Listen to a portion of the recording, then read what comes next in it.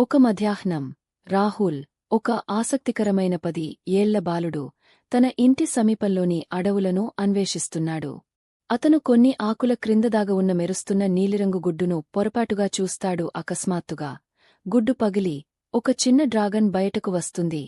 Dragon Rahul చేతికంటే పెద్దది కాదు.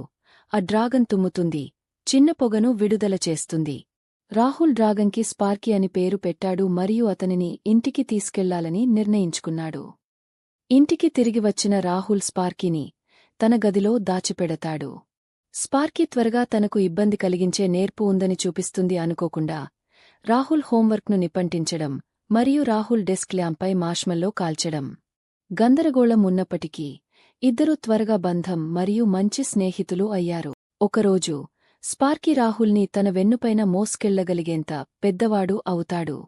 వారు ఆకాశంలో విహరిస్తూ అడవులు, నదులు మరియు కొండల మీదుగా ప్రక్కకెళ్లుతారు. స్పార్కీతో సహా ఆకాశంలో విహరించే రాహుల్ సంతోషంతో కేకలు వేస్తాడు. ఒక సాహసయాత్రలో రాహుల్ మరియు స్పార్కీ ఒక రాతి కొండపై చిక్కుకున్న హైకర్ల గుంపును చూస్తారు. స్పార్కీ వెంటనే కిందికి వాలిపోతాడు మరియు ఇద్దరు కలిసి హైకర్లను సురక్షితంగా విముక్తం చేస్తారు. గ్రామస్థులు స్పార్కీని హీరోగా కీర్తిస్తారు.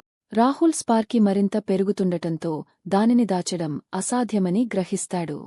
భారం గల హృదయంతో స్పార్కీని డ్రాగన్లు నివసించే ఒక మాయాలోయకు తీసుకెళ్తాడు. రాహుల్ తరచుగా వచ్చే ప్రతిజ్ఞ చేస్తాడు.